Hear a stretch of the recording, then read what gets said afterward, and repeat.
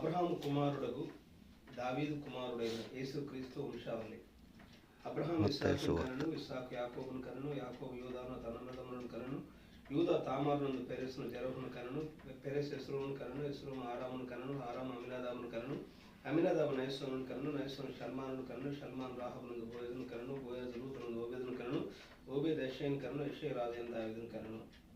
ఊరియా భార్యగా ఉన్న ఆమె దావీదు సొలొమోనును కనెను, సొలొమోను రెహబామును కనెను, రెహబాము అబియాను కనెను, అబియా ఆసాను కనెను, ఆసా యెహోషాపాతును కనెను, యెహోషాపాతు యెహోరామును కనెను, యెహోరాము ఉజ్జియాను కనెను, ఉజ్జియా యోతామును కనెను, యోతాము ఆహాజును కనెను, ఆహాజు హిజ్కియాను కనెను, హిజ్కియా మనష్షేను కనెను, మనష్షే ఆమోనును కనెను, ఆమోను యోషియాను కనెను. యూదులు బబులోను కొనుపోబడిన కాలంలో యెషయా యెకొన్యాను అతని సోదరులను కనెను. బబులోనుకు కొనుపోబడిన తరువాత యెకొన్యా షయల్తీయేలును కనెను, షయల్తీయేలు జెరుబ్బాబెలును కనెను, జెరుబ్బాబెలు అబీహూదును కనెను, అబీహూదు ఎల్యాకీమును కనెను, ఎల్యాకీము ఆజోరును కనెను, ఆజోరు సాదోకును కనెను, సాదోకు ఆకీమును కనెను, ఆకీము ఎలీహును కనెను, ఎలీహూదు ఎలియాదును కనెను, ఎలియాదు మత్తానును కనెను, మత్తాను యాకోబును కనెను, యాకోబు మరి భర్త అయిన యోసేపును కనెను. ఆమె యందు క్రీస్తు అనబడిన యేసు పుట్టెను. ఆమేన్. ఇట్లా అబ్రహాము మొదలుకొని దావీదు తరములన్నీ 14 తరములు, దావీదు మొదలుకొని యూదులు బబులోను కొనుపోబడిన కాలం వరకు 14 తరములు, బబులోను కొనుపోబడినది మొదలుకొని క్రీస్తు వరకు 14 తరములు. ఆమేన్. కృపానిధి పరిశుద్ధ దైవం తండ్రి యేసయ్య నీకు స్తోత్రం చెల్లిస్తున్నా ప్రభా. బైబిల్లో నాయన లేఖనాలు ఎన్నో చిక్కుముడిగా ఉన్న విషయాలు ప్రభా నాయన రహస్యములు మన దేవుడు యెహోవాకు చెందిన మీరు సెలవిచ్చారు. ఏది చిక్కుముడుగా ఉంటానికి నాయన మీ బిడ్డలకు నాయన మీరు దాచలేదు నాయన. మీరు అన్నారు, మీరు మీ బిడ్డలకు రొట్టెను అడిగితే మీరు రాతిని ఇస్తారా, చేపను అడిగితే పాముని ఇస్తారని చెప్పారు. అల్పులైన మీరే మీ పిల్లలకు చెడ్డవారేండి, మీ పిల్లలకు మంచి ఈవులను ఇయ్యగోని ఎడల పరలోకమందు మీ తండ్రి ఇంకా మరింత నిశ్చయముగా అనుగ్రహిస్తారని మీరు సెలవిచ్చారు నాయన. ప్రభా నీ వాక్యము నాయన శ్రేష్టమైన విషయాలనైనా మీరు నాయన మీ బిడ్డలమైన మాకు మీరు అందించే దేవుడు అయిన తండ్రికి స్తోత్రం చెల్లిస్తున్నాం. మీరు అవును మేము తెచ్చుకోండి. మా వినుకుల్లో యొక్క చదవబడిన యొక్క మత్తయి సువార్త 1వ అధ్యాయం యొక్క వంశావళి గురించి, యేసుక్రీస్తు వంశావళి గురించి పరిపూర్ణమైన అవగాహన మీరు అనుగ్రహించండి. ఈ రొట్టెను మీరు వివరమని ప్రార్థన చేస్తున్నాం. మహిమాగంత ప్రభావం మీరు పొందండి. యేసుక్రీస్తుని దివ్యనామమున అడిగి పెడుచు ప్రార్థన చేస్తున్నాము. ఆమేన్. కూర్చోండి.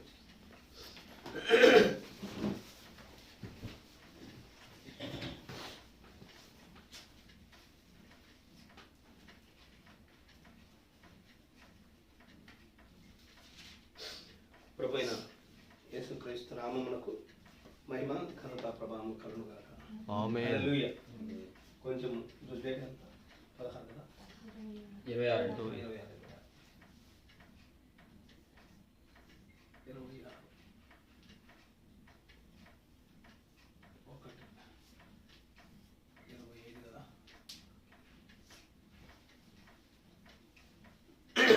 ఈరోజు మనము మత్తయి సువార్త 1వ అధ్యాయంలో యేసుక్రీస్తు వంశావళిని గురించి మనం మాట్లాడుకోబోతున్నాం.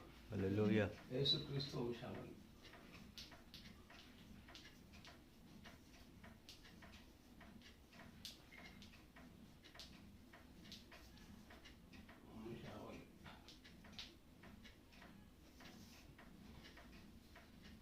కొంచెం ఓపికతో వినండి. చాలా అద్భుతమైన విషయాలు కానీ మనం కొంచెం ఓపికమైన ఈ విషయాలు మనం జాగ్రత్తగా మనం అర్థం చేసుకుందాం. హల్లెలూయా. ఈ మత్తయి సువార్త 1వ అధ్యాయం 1వ వచనం మనం జాగ్రత్తగా గమనిస్తే ఈ 1వ అధ్యాయం అంతా 1వ అధ్యాయం 1వ వచనం చదువుకుందాం. అబ్రహాము కుమారుడగు దావీదు కుమారుడైన యేసుక్రీస్తు వంశావళి. ఇక్కడ అబ్రహాముతో ప్రారంభించాడు. అబ్రహాము కుమారుడగు దావీదు కుమారుడైన యేసుక్రీస్తు వంశావళి. అంటే యేసుక్రీస్తు ఎవరు వంశావళిలో నుండి వచ్చాడు? అబ్రహాము వంశావళిలో నుండి వచ్చాడు. ఒకసారి ఆదికాండం చదవండి. ఆదికాండం 17వ అధ్యాయం 7వ వచనం. ఆదికాండం 17వ అధ్యాయం 7వ వచనం. 17వ అధ్యాయం 7వ వచనం. నేను నీకును నీ తరువాత నీ సంతానమునకును. ఇక్కడ అబ్రహాంతో దేవుడు మాట్లాడేటప్పుడు నీకును నీ సంతానమునకును అని అన్నాడు. సంతానములు అని లేదు అక్కడ, బహువచనం లేదు అక్కడ. నీ సంతానమునకును అన్నాడు. అబ్రహాము సంతానమునకును అన్నాడు. అబ్రహాము సంతానం. నీకు నీ సంతానం అంటే అబ్రహాం సంతానం ఎవరు? గలతీయులకు రాసిన పత్రిక 3వ అధ్యాయం 16 వచనం. గల్తీ 3:16.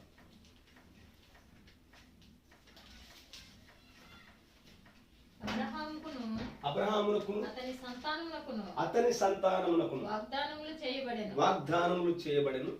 ఆయన అనేకులను గూర్చి అన్నట్లు నీ సంతానములకు అని చెప్పక ఒకని గూర్చి అన్నట్లే నీ సంతానమునకును అని.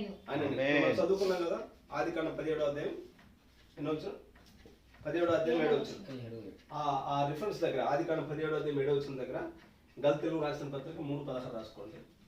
గల్తీలకు రాసిన పత్రిక 3వ అధ్యాయం 16 వచ్చిన దగ్గర ఆదికాండము 17వ అధ్యాయం 7వ వచ్చిన రాసుకోవాలి. నీ సంతానములకు అని అనక నీ సంతానము అని చెప్పాడు. చదవాలి. ఆ సంతానము గల్తీ నీ సంతానమునకును అనెను. ఆ సంతానము క్రీస్తు. హల్లెలూయా. అబ్రహాముతో దేవుడు అన్నాడు, ఏమన్నాడు? అబ్రహాము సంతానము, నీ సంతానము అన్నాడు. బహువచనం ఉపయోగించిన నీ సంతానము అంటే గల్తీలకు రాసిన పత్రిక పౌలు ఆ సంతానము ఎవరు అంటే క్రీస్తు అంటున్నాడు. హల్లెలూయా. అంటే అబ్రహాము సంతానం ఎవరు? క్రీస్తు. మనం చాలా పాతకాలము ప్రసంగాలు మీరు ఒకసారి తిరిగేస్తే అబ్రహాముకు ఎంతమంది సంతానాలు ఉన్నారు? ముగ్గురు కుమారులు. ఒకటి ఇస్సాకు. అబ్రహాము కుమారులు ఒకటి ఇస్సాకు అంటే వాగ్దాన సంబంధి, రెండోది ఇస్మాయిలు శరీర సంబంధి, మూడోది క్రీస్తు. మనం అన్యులం కాబట్టి మనం అబ్రహాం సంతానంలోనికి మనం ఎలా వస్తామంటే క్రీస్తుని బట్టి మనం అబ్రహాం సంతానంలోకి వస్తాం. కాబట్టి నీ సంతానము అని చెప్పాడు. కాబట్టి ఆదికాండం మత్తయి సువార్త 1వ అధ్యాయం అంతా ఎక్కడి నుంచి ప్రారంభించుకుంటూ వచ్చాడు? మత్తయి అంటే అబ్రహాం దగ్గర నుంచి రాసుకుంటూ వచ్చాడు. అబ్రహాం కుమారుడును దావీదు కుమారుడును యేసుక్రీస్తు వంశావళి. కాబట్టి అబ్రహాం కుమారుడు అబ్రహాం సంతానం ఎవరంటే క్రీస్తు. మనం అన్ని జనులమైన మనము అబ్రహాం సంతానంలో వారసులు కావాలంటే క్రీస్తుని బట్టి మాత్రమే. క్రీస్తులో ఉంటే మనం కూడా అబ్రహాం సంతానమునకు వారసులమై ఉన్నాము. హల్లెలూయా. ఈ మత్తయి సువార్త మత్తయి అనేది వ్యక్తి ఇతనికి లేవి కుమార్, లేవి అనే ఒక పేరు ఉంది. మత్తయికి ఉన్న ఇంకొక పేరు ఏంటంటే లేవి. మార్కు సువార్త 2వ అధ్యాయం 14వ వచనం.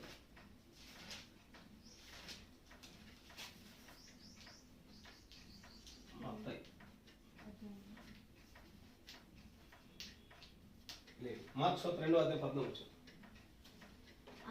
ఆయన మార్గమున వెళ్ళుచు సుంకపు మెట్టునొద్ద కూర్చున్న అల్ఫయి కుమారుడగు లేవీని చూచి నన్ను వెంబడించుమని అతనితో చెప్పాను. మత్తయి పేరేంటంటే లేవి. మత్తయి అన్న లేవి అన్న ఈ రెండు పేర్లు ఒక వ్యక్తికి సంబంధించినవి. ఈ మత్తయి ఎవరంటే ఒక ఇన్కమ్ ట్యాక్స్ కలెక్టర్, పన్ను వసూలు చేసే వ్యక్తి. రక్తం పిండి పన్నులు వసూలు చేసే ఆ యొక్క ఉద్యోగము మత్తయి అనే వ్యక్తి చేస్తా ఉన్నాడు. అయితే ఈ మత్తయికి ఇంకో సహోదరుడు ఉన్నాడు. మత్తయి సువార్త 10వ అధ్యాయం చదవండి. మత్తయి సువార్త 10వ అధ్యాయం 3వ వచనం.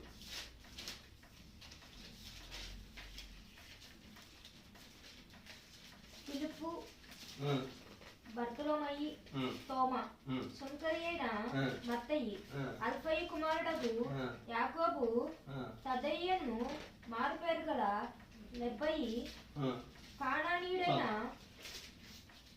ఇక్కడ ఈ మత్తయి యాకోబు వీళ్ళిద్దరు ఎవరైనా సహోదరులు. వీళ్ళిద్దరు తండ్రి ఎవరంటే అల్ఫయి కుమారులే వీళ్ళిద్దరు. మత్తయికి మరొక పేరు లేవి. ఈ మత్తయి యొక్క సహోదరుడి పేరు యాకోబు. మత్తయి యాకోబు వీళ్ళిద్దరు ఒకే సహోదరులు. వీళ్ళిద్దరు ఒకే తండ్రి పుట్టిన వ్యక్తులు. వాళ్ళ నాన్న పేరు ఏంటంటే అల్ఫయి కుమారులే వీళ్ళిద్దరు మత్తయి అన్నమాట. అయితే మీరు మత్తయి జాగ్రత్త గమనిస్తే మత్తయి ఒకసారి ఆ సుంకపు మెట్టు దగ్గర కూర్చొని ఇన్కమ్ ట్యాక్స్ పన్ను వసూలు చేస్తా ఉన్నప్పుడు ఆ ప్రభు ఒకసారి ఆ మార్గంలో వెళ్ళి మత్తయిని పిలిచాడు. మత్తయి సువార్త 9వ అధ్యాయం 9వ వచనం. 9వ అధ్యాయం 9వ వచనం. యేసు యేసు అక్కడ నుండి వెళ్ళుచు యేసు అక్కడ నుండి వెలుచు సుంకపు మెట్టు వద్ద కూర్చుండి ఉన్న సుంకపు మెట్టు వద్ద కూర్చుని ఉన్న మత్తయ్యను ఒక మనిషిని చూచి, ఇందాక మార్క్స్ వార్తలు ఏం రాసుకున్నాం? లేవి అన్నాం. లేవి ఇక్కడ మత్తయ్యను రాయబడింది. అంటే మత్తయి లేవి ఒకే వ్యక్తి అని అర్థం. ఒక మనిషిని చూసి నన్ను వెంబడించుమని అతనితో చెప్పగా సడన్ గా ప్రభు అటు వెళ్ళాడు. అక్కడ ఆయన టేబుల్ వేసుకొని కొంతమంది కూర్చొని పన్ను వసూలు చేస్తా ఉన్నాడు. నువ్వు ఇంటి ట్యాక్స్ కట్టాలని ప్రభు సడన్ గా అక్కడికి వచ్చి నిలబడి, మత్తయి ఇలా రా, అవన్నీ వదిలేసి నన్ను వెంబడించమన్నాడు. హల్లెలూయా. వెంటనే ప్రభు కొంచెం ఆగు, నిదానంగా నేను ఎన్ని చాలా సెట్ చేసుకోవాల్సి ఉన్నాయి, ఫ్యామిలీ సెటిల్మెంట్స్ చాలా ఉన్నాయి, నిదానంగా వస్తాను అనలేదు. వెంటనే అతను లేచి ఆయన వెంబడించాను. దేవుని పిలుపు వస్తే ముందు వెనక ఏం ఆలోచించాలి, వెంటనే వెంబడిస్తాం. హల్లెలూయా. ఇప్పుడు కాదండి మేము చాలా సెటిల్మెంట్ చేసుకోవాలి, చాలా నిదానంగా వస్తాము అని అనేది కాదు, కానీ నిజంగా దేవుని పిలుపు ఒక వ్యక్తికి ఉంటే వెంటనే వెంబడిస్తూ ఉంటారు. ఒకసారి ఎలీషా అనే వ్యక్తి 12 అరకలు కట్టి పొలాన్ని దున్నుతా ఉన్నాడు. గొప్ప ఆయన ల్యాండ్ లార్డ్. పొలం 12 అరకలు కట్టి ఎద్దులతో దున్నుతా ఉన్నప్పుడు ఏలి అనే దేవుని సేవకుడు అలా నడుచుకుంటూ ఎలీషా దగ్గరికి వెళ్ళి ఎలీషా మీద దుప్పటేసి ఎలీషా నన్ను వెంబడించమన్నాడు. ఇప్పుడు కాదు నిదానంగా వస్తానని చెప్పలేదు. ఎలీషా వెంటనే విడిచిపెట్టేసి ఏలియాను వెంబడించాడు. దేవుని పిలుపు ఆ విధంగా ఉంటుంది, ఆయన అభిషేకం ఆ విధంగా ఉంటుంది. హల్లెలూయా. ఆ విధంగా ఉంటుంది. మత్తయి కూడా ఆ విధంగా ప్రభువును వెంబడించాడు. హల్లెలూయా. వెంబడించి ఆ తర్వాత ఈ మత్తయి ప్రభువు కొరకు ఎన్నో శ్రమలు అనుభవించాడు త్యాగంతో. మీరు జాగ్రత్తగా గమనిస్తే ఇరాన్, సిరియా అనే ప్రాంతంలో మత్తయి సువార్త సేవ చేశాడు. తర్వాత ఇథియోపియా అనే ప్రాంతంకు వెళ్ళాడు మత్తయి. యేసు మరణించిన తర్వాత శిష్యులు 12 మంది ఆ ప్రాంతాలకు చెదరగొట్టబడి వారు సువార్తకు వెళ్ళారు కదా. మన ఇండియా సువార్త ఎవరి ద్వారా వచ్చింది? మన భారతదేశంలో తోమా మన ఇండియాకు వచ్చాడు. మద్రాసా ప్రాంతంలో మలబార్ అనే ప్రాంతం మొట్టమొదటి వచ్చాడు ఆయన. యేసుప్రభు మరణించి లేచిన తర్వాత శిష్యులందరూ ఒక ప్రాంతంలో చెదరగొట్టబడ్డారు. వాళ్ళ ద్వారానే ప్రపంచవ్యాప్తంగా సువార్త అనేది స్ప్రెడ్ అయింది. తోమా అనే వ్యక్తి మన ఇండియాకు వచ్చాడు. మలబారు చెన్నై ఆ ప్రాంతంకి వెళ్తే ఇప్పటికీ తోమా సమాధి ఉంటుంది అక్కడ, అద్దాల పెట్టెలో పెట్టబడి ఉంటుంది అన్నమాట. ఆ మలబార్ అనే ప్రాంతం అప్పుడు ఎక్కువ బ్రాహ్మణులు పరిపాలన చేస్తున్న కాలం అది. ఉదయాన్నే ఆ సముద్రం దగ్గరికి వెళ్ళి సూర్యవందనం చేస్తూ ఉన్నారు బ్రాహ్మణులు అందరూ. కొన్ని నీళ్ళు తీసుకొని వాళ్ళు ఆ సూర్యుని పైన అలా చల్లుతూ ఉన్నారు, సూర్య వందనం చేస్తూ ఉన్నారు. ఈ యొక్క తోమా అక్కడికి వెళ్ళి వాళ్ళతో అన్నాడు, సార్ మీరు నీళ్లు తీసుకుంటున్నారు, మళ్ళీ పైకి చల్లుతున్నారు, మళ్ళీ వచ్చి మీ మీద పడతా ఉన్నాయి, అది ఎంతవరకు మీరు కరెక్ట్, మీ భక్తి ఎంతవరకు కరెక్ట్ అని అడిగినప్పుడు, మీరు నిజంగా మీ దేవుడు కరెక్ట్ అయితే ఆ నీళ్లు తీసుకున్నప్పుడు అలాగనే ఉండపడాలి కదా, మళ్ళీ పైకి వెళ్తే మళ్ళీ మీ మీద పడతా ఉన్నాయి అని అడిగినప్పుడు వాళ్ళు అన్నారు, అదే నువ్వు వచ్చి చేయమన్నారు. అప్పుడు తోమా నీళ్ళలో దిగి యేసుక్రీస్తు నామములో ప్రార్థన చేసినప్పుడు నీళ్లు కొన్ని చేతులతో అలా తీసుకున్నప్పుడు ఆ గుంట అలాగే పడింది. యేసుక్రీస్తు నామములో నీళ్లు పైకి చెల్లినప్పుడు నీళ్ళు అట్లా ఆగిపోయినాయి. హల్లెలూయా. అట్లా సువార్త అనేది తోమా ద్వారా మన భారతదేశం వ్యాప్తి చెందింది. మత్తయి అనే వ్యక్తి ఇథియోపియా అనే ప్రాంతంలోకి వెళ్ళాడు. ఇథియోపియా అనే ప్రాంతంలోకి వెళ్ళి అక్కడ సువార్త విరివిగా ప్రకటించాడు. మన ఇండియాకి వచ్చిన తోమానైతే ఆయన త్రిశూలాలతో పొడిచి చంపేశారు. ఈయన ఎలాగనే ఉంటే అద్భుతాలు చాలా కార్యాలు చేస్తున్నాడు. మన క్రైస్తవం విస్తరించిపోతూ ఉంటుంది, మన హిందూయిజం అంతరించిపోతూ ఉంటుందని కుట్రబడిని ఆ తోమాను చంపేశారు. అలాగనే ఈ మత్తయి అనే వ్యక్తి ఇథియోపియా దేశంలో, అంటే ఇథియోపియా నల ప్రాంతం అన్నమాట, ఆ ప్రాంతంకి వెళ్ళి సువార్త బోధిస్తూ ఉన్నప్పుడు ఆ దేశపు రాజు వాళ్ళ మేనగోడలకు అమ్మాయి ఉంది. ఆ అమ్మాయి నన్నుగా చేరింది, అంటే రోమన్ కథలకు నన్నుగా చేరి ప్రభువుని అంగీకరించేది. ఆ నన్ను ఆమెను పెళ్లి చేసుకోవడానికి అతను ఇష్టపడుతున్నప్పుడు ఈ మత్తయి అనే వ్యక్తి ఆయన ఖండించాడు. ఆమె ఒక పవిత్రమైన స్థలాన్ని ఎన్నుకుంది, నన్నుగా ఉన్నది, ఆమెను చేసుకోవడానికి వీల్లేదని ఖండించాడు మత్తయి. చరిత్ర చెప్తుంది అది. అప్పుడు ఆ రాజు కోపించి ఏం చేశాడంటే మత్తయిని పైకి చంపించాడు. నేలకు బాల మీద పడుకోబెట్టి ఈ చేతులకు శీలలు కొట్టి నేలకు అతి కిరాతంగా చంపబడ్డాడు మత్తయి. ఏదేమైనా సువార్త వ్యాప్తి కోసం అపోస్తలులు ప్రాణాలు అర్పించారు. ప్రభు కొరకు ప్రాణాలు అర్పించారు. ఎందుకంటే వారు యేసుక్రీస్తు పాటు ఉన్నారు, ఆయనతో పాటు తిన్నారు, ఆయనతో పాటు తిరిగారు, అద్భుతమైన కార్యాలు రుచి చూశారు. అయితే పరిశుద్ధాత్మ ఎప్పుడైతే వాళ్ళ మీదకి వచ్చిందో వాళ్ళ ఆత్మను బలపరిచింది. ప్రభు కోసం ప్రాణాలు సైతము లెక్క చేయలేదు వారు. పేతురు అనే వ్యక్తి ఎలా చనిపోయాడు తెలుసా? పేతురు అనే వ్యక్తి, తన భార్య పేరు పర్పెట్యువా. ఆయన్ను సిలువేస్తారు. సువార్త ప్రకటన చేస్తూ ఉంటే ఇక సిలువేస్తారని తెలిసి పేతురు వాళ్ళ ఆలోచనలో ఉన్నప్పుడు భార్య చెప్పింది, ఏమండి నువ్వు పొందుకునే విశ్వాసం విడిచిపెట్టొద్దు అన్నది భార్య. హల్లెలూయా. పేతురును తలకిందులు సిలువేశాక అపోస్తలులందరూ వారు నిజంగా మనం సింపుల్ గా చదువుకుంటూ వెళ్తున్నాం కాబట్టి, కానీ వాళ్ళ చరిత్రలో మీరు చదివినట్లయితే మన ఒళ్ళు గొగురు పరచబడతాం. వాళ్ళు ప్రభు కోసం అందుకు నిర్ణయించబడ్డారు, ప్రాణాలను సమర్పించారు. వారు కార్చిన రక్తపు టేరులే ఈనాడు ప్రపంచంలో మహోజ్వలంగా ప్రపంచంలో ఉన్న కొన్ని కోట్ల మంది, కోటాను కోట్ల మంది క్రైస్తవులకు పునాది అయినది వాళ్ళ రక్తపు టేరులు. హల్లెలూయా. కాబట్టి మత్తయి ప్రభు కొరకు హతసాక్షి అయ్యాడు. ఈ మత్తయిలో మీరు గమనించినట్లయితే 28 అధ్యాయాలు ఉన్నాయి. 28 అధ్యాయాలు మత్తయి సువార్త అంతేగా. ఎన్ని అధ్యాయాలు? 28 అధ్యాయాలు ఉన్నాయి. 1071 వచనాలు ఉన్నాయి. రాసుకోండి. మత్తయి సువార్తలో 1071 వచనాలు ఉన్నాయి. మత్తయి సువార్తలో 177 ప్రశ్నలు ఉన్నాయి. 177 ప్రశ్నలు ఉన్నాయి. తర్వాత 129 ప్రవచనాలు ఉన్నాయి.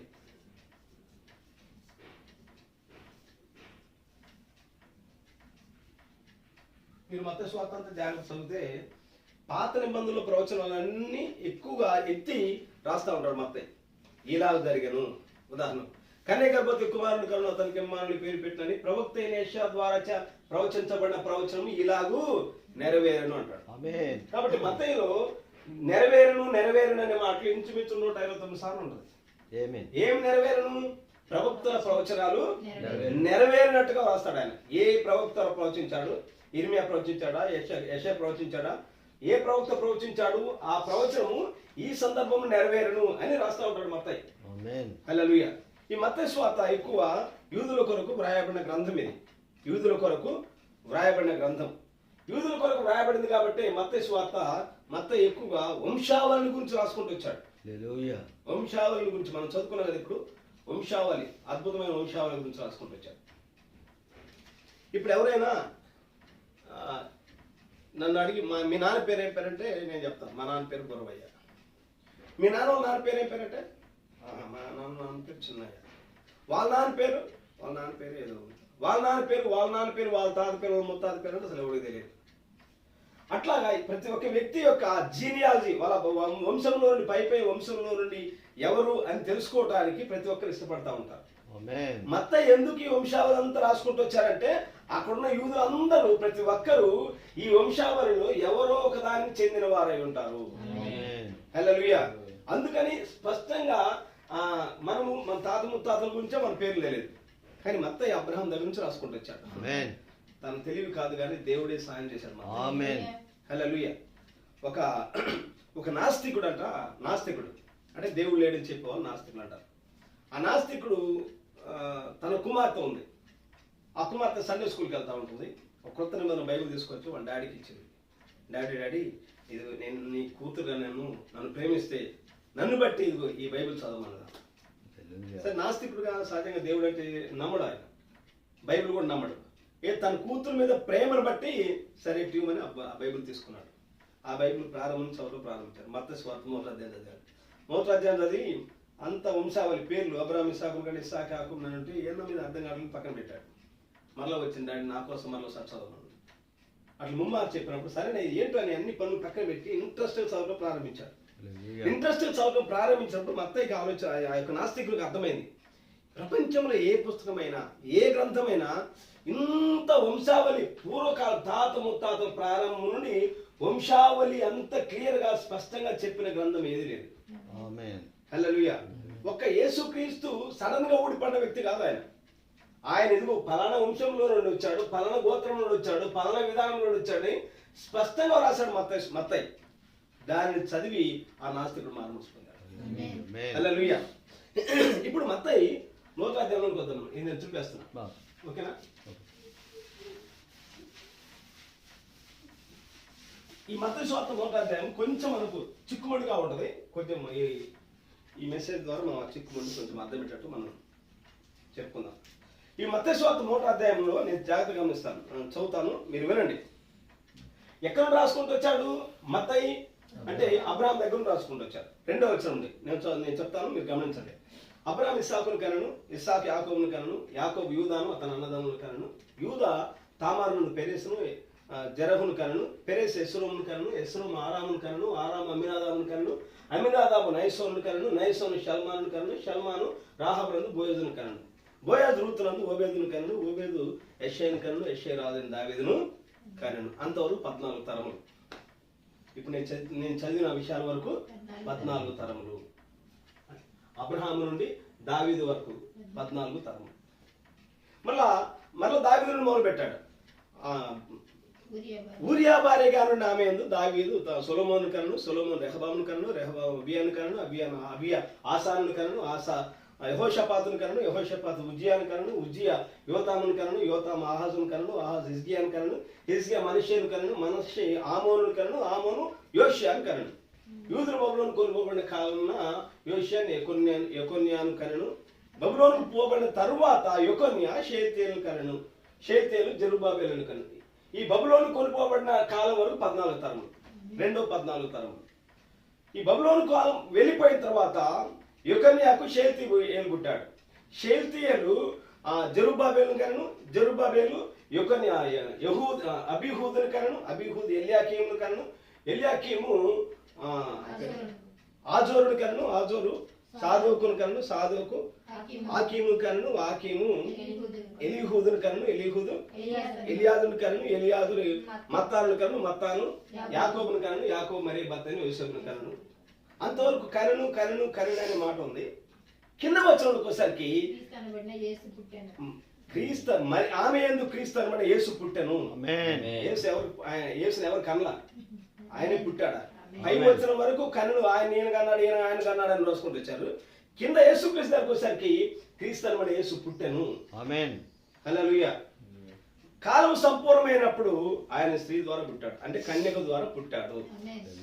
ఇక్కడ వంశావళంతా ఇలా రాసుకుంటూ వచ్చాడు. ఇప్పుడు జాగ్రత్తగా గమనిస్తే అబ్రహాము నుండి దావీదు దగ్గర నుండి వంశావళి చీలిపోతుంది. దావీదు దగ్గర నుండి సొలొమోను దావీదు సొలొమోను కనెను అనే దగ్గర నుండి వంశావళి చీలిపోయింది. ఇక్కడ సొలొమోను దగ్గర నుండి ఇక్కడ యోసేపు దగ్గరకు వచ్చేసరికి ఆపాడు. యోసేపు దగ్గరకు వచ్చాడు. సొలొమోను వంశం నుండి యోసేపు దగ్గరకు వచ్చాడు. ఇప్పుడు మీరు లూకా సువార్త కూడా చదవాలి. లూకా సువార్త 3వ అధ్యాయం. లూకా సువార్త 3వ అధ్యాయంలో కూడా అదే వంశావళి ఉంటుంది. లూకా సువార్త 3వ అధ్యాయంలో 38 వచనం నుండి చదవాలి, పైకి చదవాలి. అక్కడ లూకా సువార్త 3వ అధ్యాయం 38 వచనం నుండి పైకి చదవాలి. పైకి చదవాలి. దావీదు ఏమనుంటుందంటే దేవుడు ఆదాము షేతు ఎనోషు అవి నేను చదివి కరెక్టేనా? 38 నుంచి పైకి వచ్చాను. దేవుని కుమారుడు ఆదాము, షేతు, ఎనోషు, కేయినాను, మహలేలు, ఎరెదు, హానోకు, మెతూషల, లెమెకు, నోవాహు, షేము, అర్పక్షదు, కేయినాను, షేలహు, హెబెరు, పెలెహు, రయు, సెరుగు, నాహోరు, తెరహు. అబ్రహాము, ఇస్సాకు, యాకోబు, యూదా, పెరెసు, ఎస్రోము, ఆరాము, అమ్మినాదాబు, నయసోను, షల్మాను, బోయజు, ఓబేదు, యెషై. ఇక్కడ మళ్ళా దావీదుకు ఇంకొక కుమారుడు ఉన్నాడు. దావీదు కుమారుడు యెషై చదువుకున్నాం కదా. యెషై దగ్గర మళ్ళీ తర్వాత దావీదుకి ఎవరు పుట్టారు? దావీదుకు అక్కడ నాతాను అనే వ్యక్తి కూడా దావీదు కుమారుడే. దావీదుకి 2 కుమారులు ఉన్నారు. ఒకటి సొలొమోను, 2 నాతాను. మత్తయేమో సొలొమోను వంశంలో నుండి వంశావళి రాసుకుంటూ వచ్చాడు. దావీదుకి 2 కుమారులు ఉన్నారు, సొలొమోను, తర్వాత నాతాను. లూకా ఏమో నాతాను వంశంలో నుండి రాసుకుంటూ వచ్చాడు. నాతాను దగ్గర నుంచి ఎవరెవరు పుట్టుకుంటూ వచ్చారు రాసుకుంటూ వచ్చారు.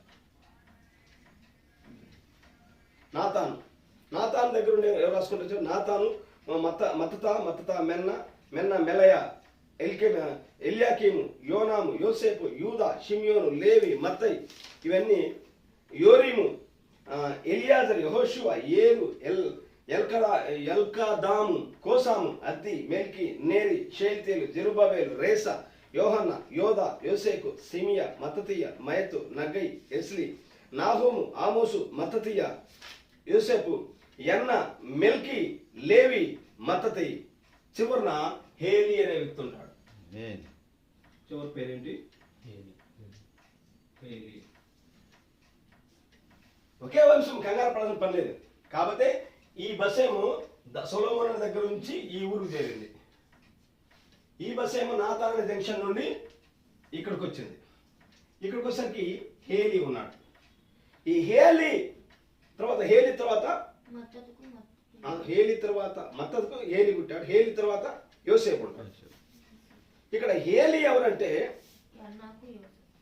లూకా సువార్త 3:24 వచ్చే చదువుంది. లూకా సువార్త 3:24 అదే కదా, 3:24. ఆయన యోసేపు కుమారుడని ఎంచబడెను. యోసేపు హేలీకి పుట్టాడు. అంటే హేలీ కుమారుడు యోసేపు. ఆమేన్. హేలీ కుమారుడు యోసేపు. ఇక్కడ ఉన్న యోసేపు అని ఈ యోసేపు ఇక్కడ ఈ వంశంలో నుండి ఇక్కడ ప్రత్యక్షమయ్యాడు యోసేపు. వాస్తవానికి ఇక్కడ యోసేపు అని స్థానంలో ఎవరు ఉండాలంటే మరియ ఉండాలి. హల్లెలూయా. అంటే ఇది మరియ భర్తను గౌరవించడానికి మరియా తన పేరు అక్కడ మరియను మరుగు చేశాడు. ఇక్కడ ఉండవలసిన స్థానం ఎవరంటే మరియా. ఆమేన్. ఈ మరియ తండ్రి హేలి. హల్లెలూయా. మరియ తండ్రి హేలి. టాల్మద్ అనే గ్రంథం ఉంది, చదువుతాం గమనించండి. టాల్మద్ అనే గ్రంథం ఉంటుంది. హగ్గీగా 2వ అధ్యాయం 4వ వచనంలో మరియ తండ్రి హేలి అని యూదా రబ్బీలు చెప్పారు. యేసుప్రభువును కన్న కన్యక మరియ, ఆమె తండ్రి పేరు హేలి. హేలికి పుట్టిన వ్యక్తి ఎవరంటే మరియా. ఈ మరియ ద్వారా ప్రభువైన యేసుక్రీస్తు జన్మించాడు. హల్లెలూయా. అంటే ఈ సంతానము నాతాను సంతానం ద్వారా మరియ సంతానం ద్వారా యేసుక్రీస్తు పుట్టాడు. ఇక్కడ మరియ వంశం, మరియ తండ్రి హేలి తండ్రి పలానా అలా వంశంలో చూసుకుంటూ పోతే ఇక్కడ నాతాను వస్తాడు మనకు. ఈ నాతాను ఎవరు కుమారుడు? దావీదు కుమారుడు. ఇక్కడ నుంచి రావాల్సింది జంక్షన్. మళ్ళీ ఇక్కడ ఇదే దావీదు సొలొమోను దగ్గర నుంచి రాసుకుంటూ వచ్చాడు మత్తయి. సొలొమోను ఇక్కడ నుండి చివరికి వస్తే యోసేపు వచ్చాడు. యోసేపు ఇక్కడ మత్తయి సువార్త చివరిలో ఏం రాబడింది? యోసేపుకు యేసు ప్రభు పుట్టినాడని లేదు. యోసేపు వరకు వచ్చి జంక్షన్ ఆగిపోయింది. యోసేపు వరకు వచ్చి జంక్షన్ ఆగిపోయింది. తర్వాత మరియా, ఆమె ఎందుకు క్రీస్తు పుట్టానని ఉంటుంది. మరియలో క్రీస్తు పుట్టాడు. ఇక్కడ జాగ్రత్తగా గమనించాలి. ఇక్కడ ఒకసారి 8వ వచనం చదువుకుందాం. 8వ వచనం మత్తయి సువార్త 1:8 వచనం. ఆసా యెహోషాపాతును కనెను. యెహోషాపాతు యెహోరామును కనెను. ఒక్క నిమిషం. యెహోషాపాతు యెహోరామును కనెను. యెహోరాము ఉజ్జియాను కనెను. రైట్. ఇక్కడ యెహోరాము ఎవరు కన్నాడు? ఉజ్జియాను కన్నాడు. బైబిల్ అలా రాసుకుంటూ వచ్చారు. వంశావళిలో నుంచి రాసుకుంటూ వచ్చారు కాబట్టి అలా రాసుకుంటూ వచ్చాడు. కానీ వాస్తవానికి బైబిల్ ప్రకారం యెహోషువ ఉజ్జియాను కనలేదు. యెహోషువ తర్వాత యెహోషువ కుమారుడు ఎవరంటే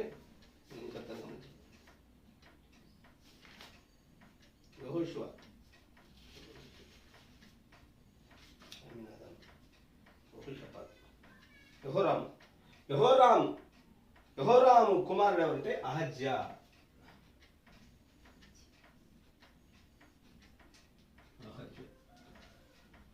చదవండి బైబిల్ చదవండి. యెహోరాము కుమారుడు ఎవరు? అహజ్యా. 2వ రాజుల గ్రంథం 9వ అధ్యాయం 29 వచనం. 2వ రాజు 9:29.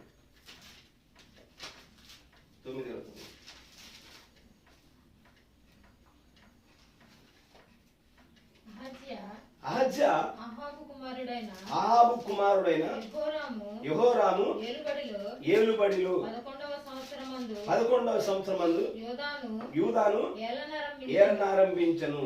యెహోరాము అనే వ్యక్తి చనిపోయిన తర్వాత వాడి కుమారుడైన అహజ్యా యూదాను పరిపాలన చేశాడు.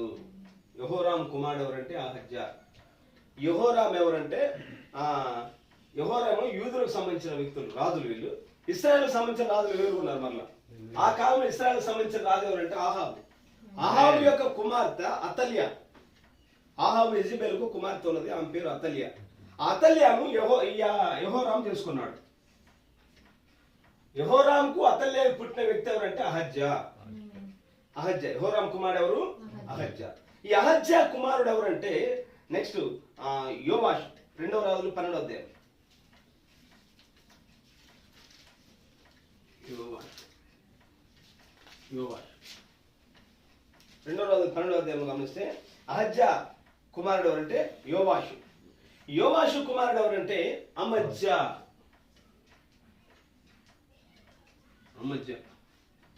యోవాషు కుమారుడు ఎవరంటే అమజ్యా.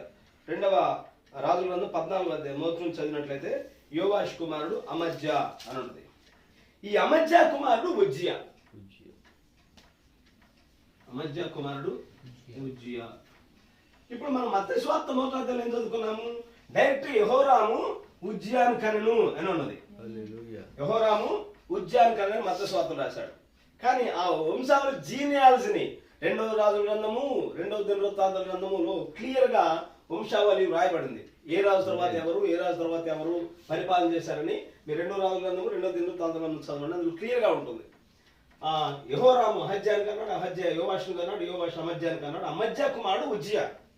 కానీ మత్తయి రాశాడు డైరెక్ట్ గా వీళ్ళ ముగ్గురు వదిలేసి అహజ్యాను యోవాషును అమజ్యాను వదిలి డైరెక్ట్ గా యెహోరాము ఎవరిని కన్నాడు అని రాశాడు? ఉజ్జియాను కన్నాడు. వీళ్ళిద్దరి మధ్యలో ముగ్గురు రాజులు ఉన్నారు. మరి ఎందుకు మత్తయి ఇలా రాశాడు యెహోరాము ఉజ్జియాను కన్నాడని అంటే బైబిల్ చదివే విధానం అర్థం కావాలి. మత్తయి ఏం చేశాడంటే దీని ఏంటంటే స్కిప్పింగ్ అంటారు, అంటే లాంగ్ చెప్పేస్తారు. చూడండి, ఇప్పుడు మత్తయి 1:1 రాబడింది అబ్రహాం కుమారుడును దావీదు కుమారుడును యేసుక్రీస్తు వంశావళి. అబ్రహాంకు దావీదుకు ఎన్ని తరాలు ఉంది, ఎంత దూరం ఉంది, ఎంత డిస్టెన్స్ ఉంది?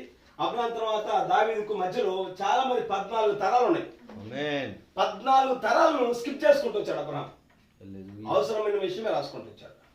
అలాగనే ఈ యెహోరాం తర్వాత ఉజ్జియాను కన్నాడంటే ఈ మధ్యలో వీళ్ళందరూ ప్రస్తుతానికి అవసరం లేదు. అక్కడ వాళ్ళందరూ దాటేసి ఉజ్జియాన్ని తీసుకొచ్చి పెట్టాడు. స్కిప్పింగ్ అంటారు దాన్ని. అంటే దాన్ని మనం ఫోన్ చేసినప్పుడు కొన్ని అవసరం లేని వచ్చినప్పుడు స్కిప్ ఉంటుంది కదా, దాన్ని నొక్కేస్తే అది వెళ్ళిపోద్ది. అవసరమైన విషయాలు మనకు వస్తాయి. హల్లెలూయా. ఏది అవసరమో మొత్తం దాన్ని రాసుకుంటూ వచ్చాడు, ఉజ్జియాన్ని రాసుకుంటూ వచ్చాడు. ఇక్కడ మెయిన్ పాయింట్ చెప్పాల్సి తెలుసుకున్నది ఏంటంటే నేను 18 వచ్చిన మత్తయి 18. యేసుక్రీస్తు జనన విధమెట్లనగా ఆయన తల్లి అయిన మరియా 13 వచ్చిన జెరుబ్బాబెలు అబీహూదును కనెను. అబీహూదు ఎల్యాకీమును కనెను. దానికి ముందు యూదులు బబులోను కొనుక్కోబడిన తర్వాత యూదులు బబులోను కొనబడిన కాలంలో యోషియా యెకొన్యాను కనెను, అతని సహోదరులను కనెను. ఈ యెకొన్యా ఎవడు? బబులోను చెరలోనికి పోయిన తర్వాత మరలా 14 తరాలు ఉన్నాయి. గమనించాలి. ఈ యెకొన్యా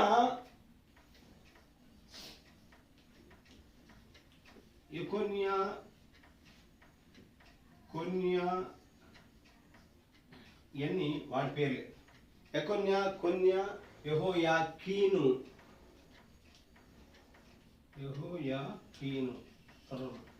ఈ 3 వాడి పేర్లే. కొన్యా అన్న యెహోయాకీను అన్న వాడి పేర్లే. యూదులు బబులోను కూలిపోబడిన తర్వాత యోషియా ఎవరిని కన్నాడు? యెకొన్యాను కన్నాడు. వాస్తవానికి ఇక్కడ కూడా ఒక రాజును మత్తయి స్కిప్ చేశాడు. యెకొన్యాకు ముందు ఎవరు ఉన్నారంటే యెహోయాకీము ఉన్నాడు. యెహోయాకీము కుమారుడే యెహోయాకీను. వీళ్ళ కాలంలోనే నెబుకద్నెజరు వచ్చేసి వాళ్ళను యూదులను చెరలోకి తీసుకెళ్ళిపోయింది, యెహోయాకీను కాలంలోనే. అయితే కొన్యా అన్న యెహోయాకీను అన్న ఒకటి అర్థాలు, 3 పేర్లు వాడికే. గమనించాలి, 3 పేర్లు వాడికే. యెకొన్యా అనేది మీరు చదవండి 2వ రాజుల గ్రంథం 24వ అధ్యాయం 8వ వచనం.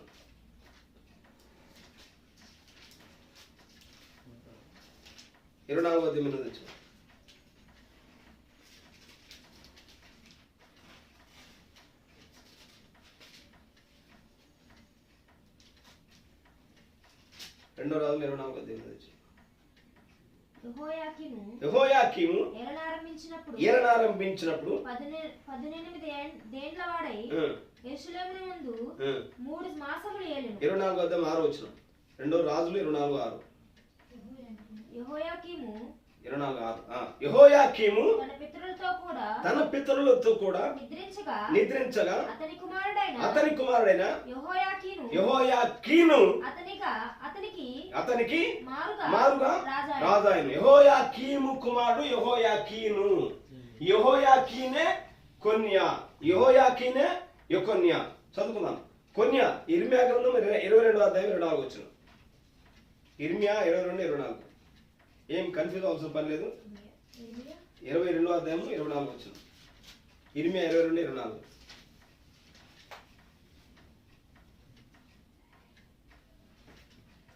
యెహోవా సెలవిచ్చినదేమనగా యూదా రాజైన యెహోయాకీము కుమారుడగు కొన్యా నా కుడి చేతికి శిఖా ఉంగరముగా ఉన్నను, దాని మీద నుండి నిన్ను ఇక్కడ వాడి పేరు కొన్యా అని కూడా రాయబడింది. యెహోయాకీను పేరేం పేరు? కొన్యా అని కూడా రాయబడింది. తర్వాత ఇర్మియా గ్రంథం 24వ అధ్యాయం 1వ వచనం. ఇర్మియా 24:1. బబులోను రాజైన నెబుకద్నెజరు యూదా రాజైన యెహోయాకీము కుమారుడగు యెకొన్యా. ఇక్కడ మళ్ళీ వాడి పేరు యెకొన్యా అని రాయబడింది. యెహోయాకీను పేరే కొన్యా, యెకొన్యా. ఈ మూడు ఒకటి పేర్లే. యెహోయాకీను ఎవరంటే యెహోయాకీము కుమారుడు యెహోయాకీను. వీడి పేర్లే యెకొన్యా, కొన్యా, యెహోయాకీను 3 పేర్లుగా వ్రాయబడ్డాయి. అయితే వీడి గురించి ఇర్మియా ఏం ప్రవచించాడో చూద్దాం మనం ఒకసారి. ఈ కొన్యా అనేవాడి గురించి, యెకొన్యా అనేవాడి గురించి, యెహోయాకీను అనేవాడి గురించి ఇర్మియా మహా గొప్ప ప్రవక్త ఒక అద్భుతమైన ప్రవచనం ప్రవచించాడు.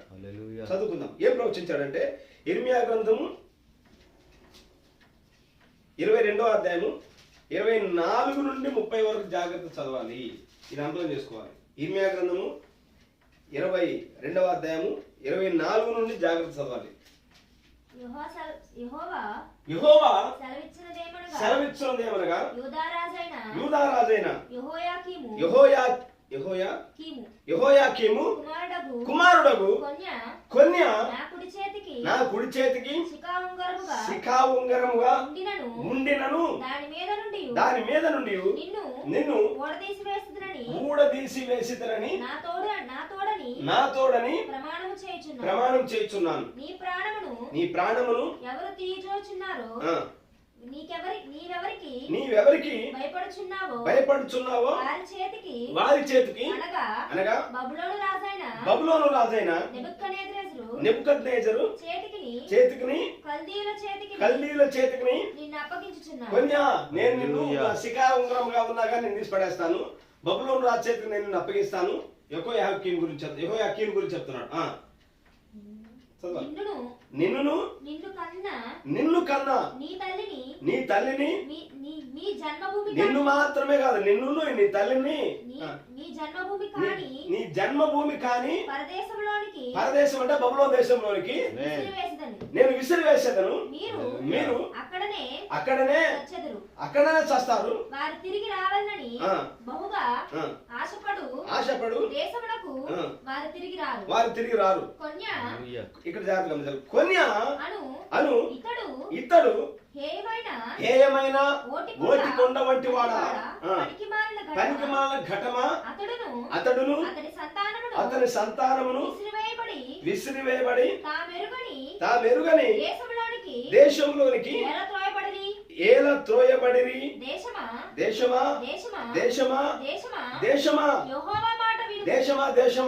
అంటే ఇజ్రాయెల్ దేశం గురించి చెప్పుకుంటూ వచ్చాడు. ఇప్పుడు గురజాడ అప్పారావు ఏం చెప్పాడు? దేశం అంటే మట్టి కాదు, దేశం అంటే మంజులో అన్నాడు. అది మన దేశం గురించి చెప్పుకుంటూ వచ్చాడు. ఇక్కడ ఇర్మియా దేశమా అని చెప్పాడంటే అది ఇజ్రాయెల్ దేశం గురించి మాట్లాడుకుంటూ వచ్చాడు. యూదా దేశం గురించి.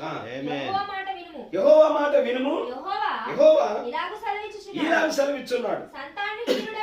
ఈ మాటకి జాగ్రత్త గమనించాలి. సంతానహీనుడనియు వర్ధిల్లని వాడనియు ఈ మనుషుని గురించి, ఎవరి గురించి? ఈ కన్యా గురించి, ఈ కన్యా గురించి, యెహోయాకీను గురించి, ఈ మనుషుని గురించి వ్రాయుడి. అతని సంతానములో ఎవడును వర్ధిల్లడు, వారిలో ఎవడును దావీదు సింహాసనమందు కూర్చుండడు. ఇక మీదట ఎవడును యూదాలో రాజుగా ఉండడు. హల్లెలూయా. ఇది ఇర్మియా ప్రవచనం. ఈ కాలంలోనే బబులోను రాజు వచ్చేసి యూదులను బబులోను చెరలో తీసుకెళ్ళిపోతాడు. ఇర్మియా యెహోయాకీను గురించి ఏమన్నా అంటే, యెహోయాకీము నీ సంతానంలో నుండి ఎవరు దావీదు సింహాసనంలో ఎక్కడు అని చెప్పాడు. హల్లెలూయా. మరి దావీదు, ఇక్కడ దావీదు అబ్రాహాం కుమారుడు దావీదు, దావీదు కుమారుడు యేసుక్రీస్తు కదా. దావీదు సింహాసనం అంటే యేసుక్రీస్తు. ఈ దావీదు సింహాసనంలో నుండి, దావీదు వంశంలో నుండి క్రీస్తు రావాలి. దావీదు వంశంలో నుండి క్రీస్తు రావాలి. దావీదు సింహాసనం అంటే క్రీస్తే. దావీదు సింహాసనం, దావీదు వంశంలో నుండి క్రీస్తు రావాలి. అందుకని ఆయన దావీదు కుమారుడుగా పిలువబడ్డాడు. ఆయన దావీదు కుమారుడు అని చెప్పుకోవడానికి సిగ్గుపడాలి యేసు ప్రభు. యేసుక్రీస్తు దావీదు కుమారుడు అని లేఖనాలు చెప్తా ఉన్నాయి. దావీదు కుమారుడు అంటే యేసుక్రీస్తు అని అర్థం. అయితే ఈ దావీదు కుమారుడు, ఈ క్రీస్తు, దావీదు సింహాసనము, ఈ కొన్యాలో రాజు వీడిని శపించాడు ఇర్మియా. కొన్యా అనే వాడిని శపించాడు, యెహోయాకీన్ అనే వాడిని శపించాడు. నీ గర్భమున గాని నీ వంశావళిలో నుండి గాని దావీదు కుమారుడుగా సింహాసనం మీద ఎవడు రాడు అని చెప్పుకుంటూ. మరి ఇక్కడ ఏంటి? దావీదు సొలొమోను దగ్గర నుంచి ఇంత లిస్టు చెప్పుకుంటూ వచ్చాడు. ఊరియా భార్యగా ఉండి ఆమె దావీదు సొలొమోను కరను, సొలొమోను రెహబామును కరను, రెహబాము అబీయాను కరను, అబీ ఆసాను కరను, ఆస యెహోషాపాతును కరను, యెహోషాపాతు యెహోరామును కరను, యెహోరాము ఉజ్జియాను కరను, ఉజ్జియా యోతామును కరను, యోతాము ఆహాజును కరను, ఆహాజు తర్వాత ఇట్లా కన్నాడు అనుకుంటూ వచ్చాడు. ఆహాజు యోవాషును కరను, ఇట్లా రాసుకుంటూ వచ్చాడు కదా. ఇలా రాసుకుంటూ వచ్చి చివరికి వచ్చేసరికి యోసేపు దగ్గరికి వచ్చి ఫుల్ స్టాప్ పెట్టాడు. మరి దావీదు సింహాసనం అంటే ఈ క్రీస్తు ఈ వంశంలో రాలేకపోయాడు. యోసేపు దగ్గరకు వచ్చి ఆఫ్ చేశాడు. యోసేపు క్రీస్తును కన్నాడని లేదు మత్తయి సువార్తలో. యోసేపు గర్భం నుండి పుట్టాడన్నదా? ఇప్పుడు పై వచనంలో అబ్రాహాము ఇస్సాకును కన్నాడు, దావీదు సొలొమోను కన్నాడు, సొలొమోను రెహబామును కన్నాడు అని రాసుకుంటూ వచ్చాడు. మరి ఇక్కడ యోసేపు దగ్గరకు వచ్చేసరికి యోసేపు యేసు క్రీస్తును కన్నాడు రాశాడా? యోసేపు క్రీస్తును కన్నాడు రాశాడా? యోసేపు క్రీస్తును కనలేదు. ఎవరు కన్నాడు? మరియా అని రాబడింది. ఆమె యందు క్రీస్తు అనబడే యేసు పుట్టెను. అంటే ఈ బస్సు ఇక్కడ నుండి వంశావళి నుండి వచ్చేసి యోసేపు దగ్గర ఆగింది. ఎందుకంటే ఈ వంశంలో నుండి యేసు క్రీస్తు పుట్టడానికి వీల్లేదు. ఎందుకంటే ఇర్మియా ప్రవచించాడు, యుకన్యా నీ గర్భంలో నుండి దావీదు సింహాసనం ఎవడు రాడు అని చెప్పాడు. అందుకని యోసేపుతో ఫుల్ స్టాప్ చేయబడింది. ఈ వంశంలో నుండి రాల. అందుకని దేవుడు ఏం చేశాడంటే మరొక వంశావళి మరొక మార్గాన్ని ఎన్నుకున్నాడు. ఆయన దావీదు నుండి నోవాహు మార్గాన్ని ఎన్నుకున్నాడు, నాతాను మార్గాన్ని ఎన్నుకున్నాడు. ఆయన నాతాను కూడా అర్థమైంది చెప్పేది. నాతాను కూడా దావీదు కుమారుడే. దావీదు చాలా మంది కుమారులు ఉన్నారు కానీ అయితే ప్రాముఖ్యమైన వ్యక్తులు దేవుడు ఇక్కడ బైబిల్లో రాయబడి తీసుకున్నారు. నాతాను వంశంలో నుండి ఇలా చెప్పుకుంటూ హేలి దగ్గరకు వచ్చాడు. హేలి దగ్గరకు వచ్చాడు. ఈ హేలి ఎవరు అంటే మరియ తండ్రి. అంటే ఇదేమో మరియ వంశావళి. నాతాన్ దగ్గర నుంచి ఎవరు వంశావళి? మరియ వంశావళి. సొలొమోను దగ్గర నుండి వచ్చింది యోసేపు వంశావళి. మరియ భర్త అయిన యోసేపు వంశావళి. ఈ వంశంలో నుండి క్రీస్తు రాలేదు. ఈ మరియ వంశావళిలో నుండి క్రీస్తు వచ్చాడు. దావీదు సింహాసనం. క్రీస్తుగా భూమికి రావాలంటే ఇక్కడేమో యుకన్యాను ఇర్మియా ప్రవచించాడు, శపించాడు. కాబట్టి ఈ ప్రవచన ప్రకారము ఈ గర్భంలో నుండి ఈ వంశంలో నుండి క్రీస్తు రావడానికి వీల్లేదు. అందుకని ఆయన నాతాను వంశంలో నుండి మరియ వంశంలో నుండి వచ్చాడు. ఆయన మరియా వంశంలో నుండి వచ్చాడు. అందుకని యోసేపు కుమారుడు అనబడిన ఉంటుంది. లోకస్వార్త 3వ అధ్యాయంలో చదవండి. యోసేపు కుమారుడు అనబడిన 24వ అధ్యాయం 2వ అధ్యాయం 3వ అధ్యాయం 24వ వచనము. లోకస్వార్త 3:24. ఆయన యోసేపు కుమారుడని ఎంచబడను. అంతేగాని యోసేపు కుమారుడు కాదు యేసు ప్రభు. యోసేపు కుమారుడని ఎంచబడను. అయితే ఇక్కడ యోసేపు అనే పేరు పెట్టాడు అక్కడ. ఎందుకంటే స్త్రీకి బదులుగా పురుషుని గౌరవించడానికి యోసేపు అని పేరు పెట్టాడు. వాస్తవానికి ఇక్కడ మరియా అని ఉండాలి. యోసేపు అనే స్థానంలో ఎవరు ఉండాలి? మరియా. ఎందుకు? ఈ హేలి కుమార్తె మరియా. హేలి కుమారుడు యోసేపు కాదు. నేను చెప్పేది అర్థమవుతుందా? హేలికి పుట్టింది యోసేపు కాదు. యోసేపు ఎవరికి పుట్టాడు? ఇక్కడ యాకోబు పుట్టాడు. మత్తయి సంతానం యాకోబు పుట్టి యాకోబు కుమారుడు యోసేపు. కానీ ఇక్కడ హేలి కుమార్తె ఎవరంటే మరియా. చరిత్ర చెప్తుంది టాల్ముడ్ అనే గ్రంథంలో మరియా హేలి కుమార్తె రాడు. టాల్ముడ్ గ్రంథము హగ్గీగా 2వ అధ్యాయం 4వ వచనంలో మరియ తండ్రి హేలి అని యూదా రబ్బీలు ఒప్పుకున్నారట. కాబట్టి మరియ తండ్రి ఎవరు? హేలి. ఇప్పుడు ఈ మరియ గర్భంలో ప్రభు యేసుక్రీస్తు పుట్టాడు. ఈ క్రీస్తు ఎవరు? దావీదు సింహాసనంలో నుండి వచ్చిన వ్యక్తి అయి ఉన్నాడు. కాబట్టి యేసుక్రీస్తు భూమి మీదకి వంశావళిలో నుండి వచ్చాడు అంటే ఈ యొక్క రికార్డును తీసుకున్నాడు ఆయన. ఈ వంశావళి ఇది మరుగు చేయబడింది అందరికి. లోకస్వార్త 3వ అధ్యాయం వంశావళి ఎవరు అంతగా చదవరు. అందరికి ఎక్కువ ఈ విషయాలు చదువుతారు, కానీ ఇందులో కూడా ఎవరి తర్వాత ఎవరు అనేది పరిపూర్ణంగా చదవరు. క్లియర్గా జాగ్రత్తగా వెండిని వెతికినట్టు చదవాలి. లేఖనాలు ఏదో న్యూస్ పేపర్ చదివినట్టు చదివితే అర్థం కాదు. ప్రతి ముక్క జాగ్రత్త అధ్యయనం చేసి స్టడీ చేస్తే కానీ ఈ విషయాలు అర్థం కావు. కాబట్టి యేసు ప్రభు ఈ యొక్క ట్రాక్ లో వచ్చాడు. ఈ రోడ్, ఈ బస్సు ఈ మార్గంలో వచ్చింది, ఇక్కడ చేరింది. ఈ బస్సు ఈ ఊర్లో నుండి ఈ జంక్షన్ అన్ని దాటుకొని ఇక్కడికి వచ్చింది. ఇక్కడికి వచ్చి ఏలి తర్వాత యోసేపు కుమారుడు అనబడి అని రాశారు. కానీ ఎందుకంటే భర్తను గౌరవించాలి కాబట్టి మరియా స్థానంలో మరియ ప్లేస్ లో యోసేపు పెట్టారు. యోసేపు కుమారుడు అనబడెను. వాస్తవంగా అక్కడ ఎవరు ఉండాలంటే మరియ ఉండాలి. ఆ మరియ గర్భంలో ఉండే ప్రభువైన యేసుక్రీస్తు వచ్చాడు. హల్లెలూయా. అందుకని మత్తయి 1:18 చదువుకున్నాం.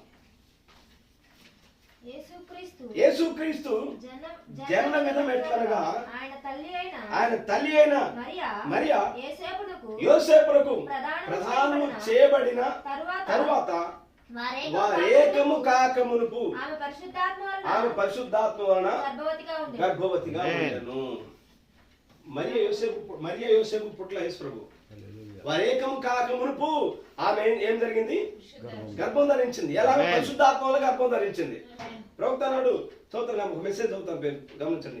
పరీక్ష తర్వాత శత్రువు గమని స్వాధీనం చేసుకొనుట అనే వర్తమానము పేరా నంబర్ 70లో ప్రవక్త నాడు ఆయన మరియ గర్భంలో అండమును మరియు రక్త కణమును రెండుట్ని సృజించి ఉన్నాడు అన్నాడు. మరియ గర్భాన్ని దేవుడు తీసుకున్నాడు, ఒక అద్దెకు తీసుకున్నాడు అంతే. ఆయన అవతల గట్టుకు వెళ్దాము అన్న శిష్యులను ఒక చిన్న దూరం తీసుకున్నాడు, ఆ దూరంలో ప్రయాణం చేయడానికి. అదే దేవుడు భూమికి రావడానికి ఒక కన్య అయిన సామాన్యురాలిన ఒక కన్యను ఆ గర్భం తీసుకున్నాడు. ఆ గర్భంలో తీసుకుని ఆ గర్భంలో దేవుడే ఒక అండమును సృజించాడు. స్త్రీ గర్భంలో అండము ఫలదీకరణం అవ్వాలి కదా. ఆ అండము ఎగ్ ఫామ్ దేవుడు సృజించాడు. అండములో రక్త కణము, దాన్ని దైవ కణం అన్నారు. దేవుడే ఆ అండములో కణమును సృజించాడు. అండము కణము ఏకమై అక్కడ ప్రభు యేసుక్రీస్తు జన్మనిచ్చాడు. అందుకని ఆయన యూదుల రక్తం కాదు, అన్యుల రక్తం కాదు, కానీ ఆయన దేవుడై ఉన్నాడు. ఆయన యూదుల్లో వంశంలో రక్తం పంచుకొని పుట్టే వ్యక్తి కాదు. ఆయన అన్యుల రక్తం పంచుకొని పుట్టే వ్యక్తి కాదు. ఆయన స్వయముగా దేవుడని రాబడి దేవుని రక్తం పంచుకొని పుట్టిన వ్యక్తి అయినాడు. హల్లెలూయా. కాబట్టి దావీదు వంశావళిలోనే ప్రభు యేసుక్రీస్తు జన్మించాడు. మత్తయి సువార్త మత్తయి 1వ అధ్యాయంలో అంత రాసుకుంటూ వచ్చాడు. ఆ వంశావళి అంతటిని రాసుకుంటూ వచ్చాడు. నేను త్వరగా ముగిస్తాను. తుడిపోయినా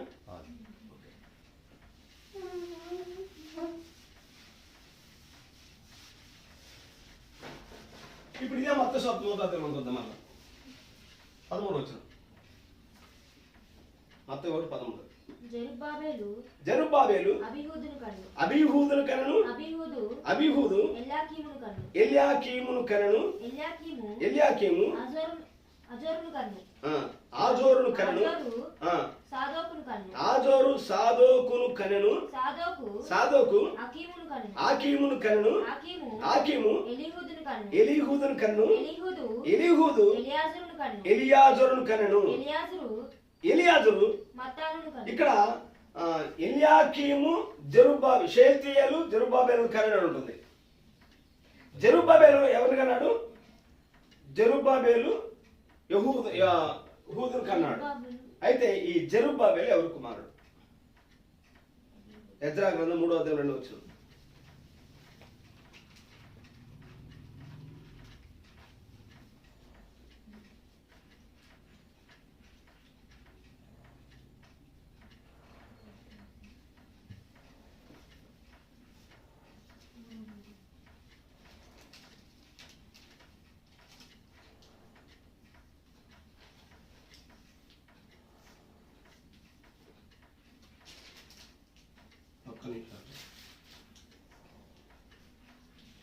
కన్ఫ్యూజ్గా ఉంది కదా.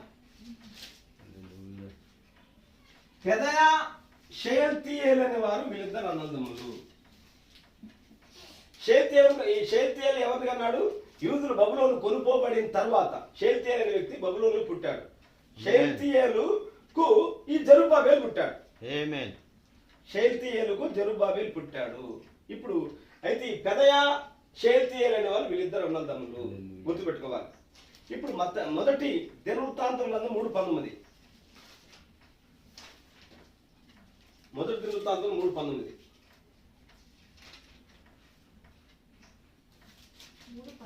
3:19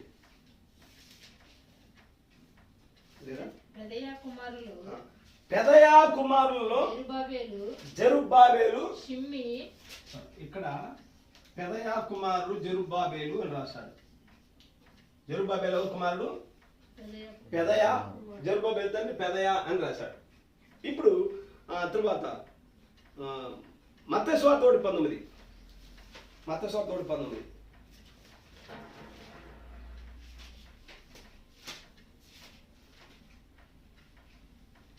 ఆ భర్తయైన యోసేపు నీతిమంతుడైయుండి మత్తయి సువార్త 1:13 కాదు 1:12. మత్తయి సువార్త 1:12. బబులోనుకు కొనిపోబడిన తరువాత యొకన్య షయల్తీయేలును కనెను. షయల్తీయేలు జెరుబ్బాబెలును కనెను. రైట్. ఈ జెరుబ్బాబెలు అనే ఈ వ్యక్తి పెదయా కుమారుడు అని దినవృత్తాంతం చదువుకున్నాం. హల్లెలూయా. పెదయా ఎవరు కన్నాడు? జెరుబ్బాబెలు కన్నాడు. మత్తయి ఏం రాస్తున్నాడంటే షయల్తీయేలు కుమారుడు జెరుబ్బాబెలు అని రాశాడు. షయల్తీయేలు అనే వ్యక్తి జెరుబ్బాబెలు కన్నాడు అని రాశాడు. హల్లెలూయా. అర్థమైందా? ఎందుకు ఇప్పుడు జెరుబ్బాబెలు పెదయా కుమారుడా లేక షయల్తీయేలు కుమారుడా? రెండు సందర్భాల్లో రాయబడింది. అందుకనే అందరికి అర్థం కాకుండా మత్తయి సువార్త 3:18 పక్కన పెట్టారు. వంశావళి చాలా స్పష్టంగా ఉంది. మొదటి దినవృత్తాంతం గ్రంథము 3:19 పెదయా కుమారుడు జెరుబ్బాబెలు రాసి పెట్టాడు. మత్తయి సువార్త 1:12 షయల్తీయేలు కుమారుడు జెరుబ్బాబెలు రాసి పెట్టాడు. ఇంతకు ఈ జెరుబ్బాబెలు అనే ఈ వ్యక్తి పెదయా కుమారుడా లేక షయల్తీయేలు కుమారుడా? హల్లెలూయా. లేఖనం ఒకదానికోటి విభేదించదు కదా, రెండు వ్యతిరేక అర్థాలు ఇవ్వదు కదా, రెండు తప్పుడు సమాచారం ఇవ్వవు కదా. కానీ ఇక్కడ రెండు వేరువేరుగా రాసి పెట్టుకుంటూ వచ్చారు. హల్లెలూయా. పెదయా కుమారుడు జెరుబ్బాబెలు, షయల్తీయేలు కుమారుడు జెరుబ్బాబెలు రాసుకుంటారు. ఇది ఎలా సాధ్యము అంటే ఖచ్చితంగా మన జాతకం పెదయా షయల్తీయేలు వీళ్ళిద్దరు అన్నదమ్ములు. ధర్మశాస్త్రం ఏం చెప్తుందంటే ద్వితీయోపదేశకాండం 25వ అధ్యాయం 5 నుండి 10 వచనం చదవాలి. ఒక వ్యక్తి ఈ పెదయా అనే వ్యక్తి వివాహం చేసుకున్నాడు, భార్యను చేసుకో. ఒక వ్యక్తి పెద్ద కుమారుడు భార్యను వివాహం చేసుకున్న తర్వాత ఇతను పిల్లలు లేకుండా చనిపోయాడు అనుకో. ఈ పెదయా ఇతను పిల్లలు లేదు. ద్వితీయోపదేశకాండం చదవండి 25వ అధ్యాయం 5 నుండి.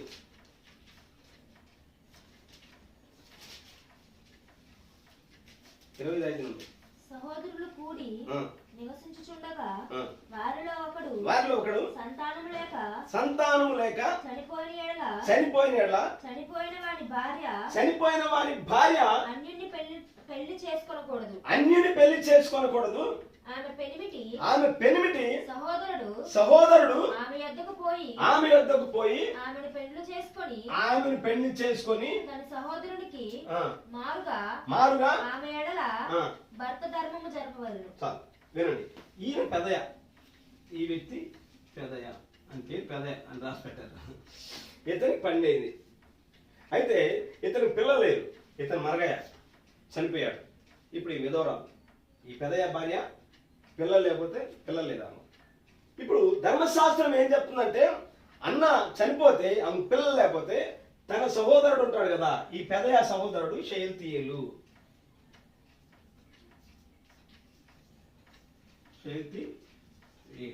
ఇతను తమ్ముడు. ఇప్పుడు ఈయన చనిపోయినప్పుడు ఇప్పుడు ఈమెను ఎవరు చేసుకోవాలి? అది ఇప్పుడు ఈమె ఎక్కడికి వచ్చింది? అది షయల్తీయేలు దగ్గరకు వచ్చింది.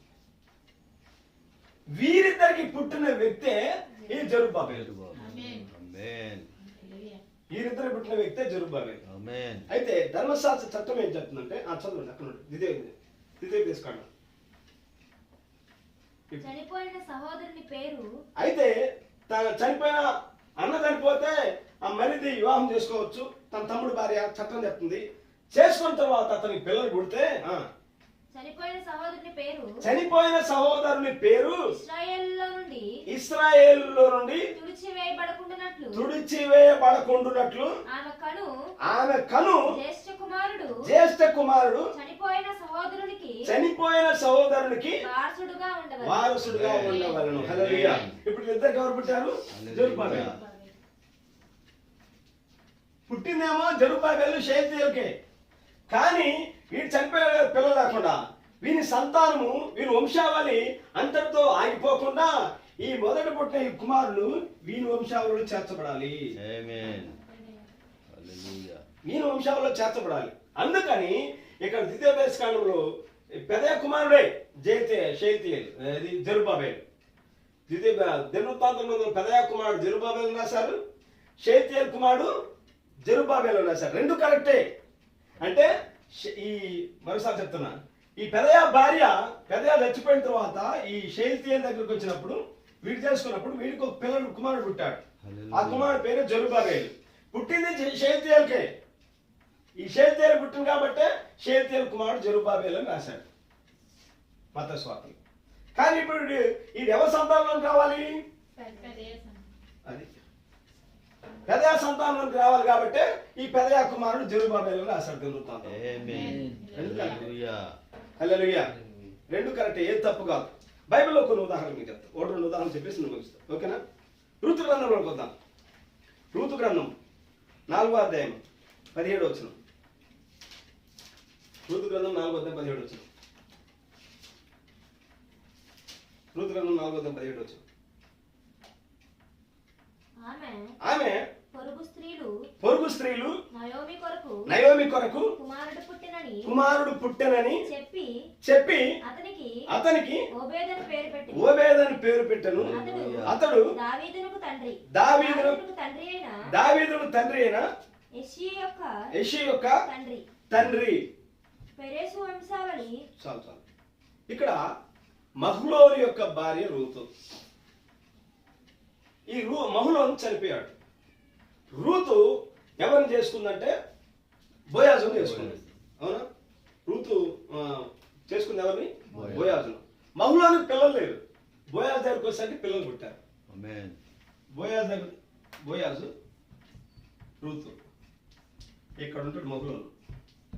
ఈ మహ్లోను మరగయ్య. మహ్లోను చేసుకున్న భార్య రూతు ఎవరి దగ్గరికి వచ్చింది? బోయాజు దగ్గరికి వచ్చింది. బోయాజుకి ఎవరు పుట్టారు? ఓబేదు పుట్టాడు. ఎప్పుడైతే బోయాజు రూతులకు ఓబేదు పుట్టారో అక్కడ ప్రజలందరూ వచ్చేసి ఈ యొక్క నయోమి ఏమంటున్నారంటే, నయోమి నీ కొరకు దేవుడు పిల్లని పుట్టించాడు అన్నారు. చదువు మాట. రూతు 4:15 మరోసారి. నయోమి కొరకు కుమారుడు పుట్టెనని. అదేంటి నయోమి కొరకు కుమారుడు పుట్టడం ఏంటి అంటే? ఓబేదు ఎవరి కొరకు పుట్టాడు? నయోమి కొరకు పుట్టాడంట. నయోమి కొరకు పుట్టడం ఏంటి అంటే, నయోమి సొంత కుమారుడు మహ్లోను చనిపోయాడు కాబట్టి ఈ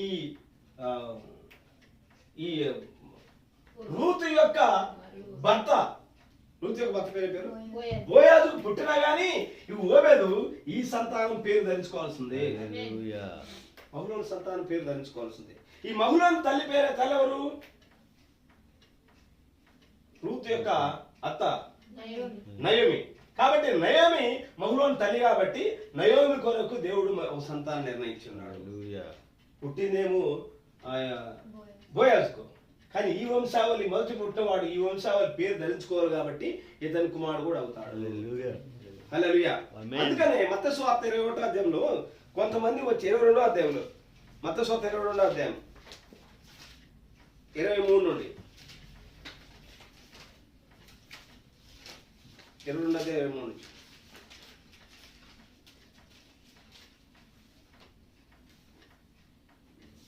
నుంచి లేదని చెప్పాడు సద్దూకయ్యులు చెప్పండి, సద్దూకయ్యులు ఆ దినమున ఆ దినమున ఆయన యొద్దకు వచ్చి బోధకుడా ఒకడు పిల్లలు లేక చనిపోయిన యెడల అతని సహోదరుడు అతని భార్యను పెళ్లి చేసుకొని సహోదరునికి ఈ చరిత్ర అంతా ఏంటంటే కొంతమంది పరిశీలి ప్రభును హింసించాలని, వేధించాలని, మాటలు తప్పట్టాలని, అయ్యా ఒక స్త్రీ ఒకరిని పెళ్లి చేయబడింది, వాడు తెచ్చాడు, మళ్ళా ఆమె రెండో వాడిని పెళ్లి చేసుకుంది, వాడు మరగయ్యా, మళ్ళా మూడో వాడిని చేసుకుంది, వాడు చనిపోయాడు. ఇట్లా 7 చనిపోయారు కదా. 7 చనిపోయినప్పుడు ఒకే స్త్రీ వాళ్ళు తమ్ముళ్ళు చేసుకుంది. వారందరూ చనిపోయిన తర్వాత పునరుద్ధానం ఉందా, ఆమె ఎవరికి భార్యగా ఉండును అని అడిగారు. ప్రభు అన్నాడు, పునరుద్ధానం మంది అసలు పెళ్లి చేసుకుని పెళ్లికి ఇవ్వబడ్డారని చెప్పుకుంటారు, దేవదూతలాగా ఉంటారని చెప్పి. అంటే ఎందుకు ఆ సందర్భం చెప్తానంటే, ఈ ద్వితీయోపదేశకాండం 25 అధ్యాయం 5 నుంచి 10 వరకు అన్న చనిపోతే అన్న తమ్ముడు తన భార్య వివాహం చేసుకోవచ్చు. అయితే అతని పుట్టిన ప్రథమ పుత్రుడు మాత్రము ఈ వంశావళిని చేర్చుకోవాలి. ఎందుకంటే తనకు ఆస్తిపాస్తులు, అంతస్తులు, వంశావళి ఉంటారు కదా. ఈ వంశావళిని నిలబెట్టడానికే ఈ వంశావళిలో అతని పేరు చేరుస్తూ ఉంటారు. పిల్లలు లేకపోయినా కానీ ఇప్పుడు దత్త తీసుకుంటారు కొంతమందిని. దత్త తీసుకున్నప్పుడు దత్త తల్లి పేరు రాయాలి కదా, అలాగనే ఉంటుంది. బైబిల్లో ఇంకొక సందర్భం చెప్పేసి నేను ముగిస్తాను. బైబిల్లో రాయబడింది కాబట్టి నేను చెప్తాను, అది తప్పు మాట అని అనుకోవద్దు, ఎందుకంటే అందరు పెద్దవాళ్ళు కాబట్టి. బైబిల్లో ఏం రాయబడినా అది మనం అంగీకరించాల్సిన విషయాలు. ఆదికాండం 38వ అధ్యాయం 6వ వచనం. బైబిల్ సందర్భం కాబట్టి, అందరు వివాహమైన వాళ్ళు కాబట్టి నేను చెప్తాను. 38వ అధ్యాయం 6వ వచనం. యూదా తన జ్యేష్ఠ కుమారుడైన ఏరునకు తామారును దానిని పెళ్లి చేసెను. యూదా అనేవాడు ఉన్నాడు. వాళ్ళు యూదా గోత్రం ఉన్నాడు. అతను తనకు 3 కుమారులు ఉన్నారు. ఆ 3 కుమారులు మొదటి వాడికి పెళ్లి చేశాడు, తామారి రామను. ఆ మొదటి వాడు చనిపోయాడు. ఆ తర్వాత రెండో వాడు చనిపోయాడు. రెండో వాడు చేసుకోవాలి, తర్వాత మూడో వాడు చేసుకోవాలి. అయితే రెండో వాడు మొదటి భర్త చనిపోయిన తర్వాత రెండో వాడుకి తామారుని ఇచ్చాడు. వాడేం చేశాడంటే ఆ తెలివిగా, యుక్తిగా ఆ రెండో వాడి పేరు ఏంటంటే యోనాన్ అనుకుంటా. యోనాన్ వాడేం చేశాడంటే ఆమెను వివాహం చేసుకొని ఆమె దగ్గరికి వెళ్ళి కానీ వాడు తన రేతస్సును కింద పడేశాడు. అంటే పిల్లలు పుట్టే ఆ విధానాన్ని వాడు గర్భసంచులకు వెళ్ళకుండా కింద పడేశాడు. ఎందుకు కింద పడేశాడు వాడికి తెలుసు. ఆ రేతస్సు వల్ల వాడు కుమారుడు పుడతాడు, ఆ కుమారుడు మా అన్న సంతానానికి వెళ్ళిపోతాడు, మా అన్న వంశావళిని చేర్చబడతాడు, వాడి వంశావళిని నేను నిలబెట్టమేంటని యుక్తిగా వాడు ఆ పని చేశాడు. కాబట్టి దేవుడే వాడిని చంపేశాడు. ఇవన్నీ బైబిల్ క్రమాలు, బైబిల్ విధానాలు. కాబట్టి ఇక్కడ నేను చెప్పే విషయం ఏంటంటే, ఈ జెరుబ్బాబెలు యూదులు బబులోను కొనుక్కోబడిన తర్వాత యెకొన్యా అనేవాడు షయల్తీయేలు కన్నాడు. షయల్తీయేలు ఈ జెరుబ్బాబెలు కన్నాడు. షయల్తీయేలు జెరుబ్బాబెలు కన్నాడు. మత్తయి స్పష్టంగా రాసి పెట్టాడు.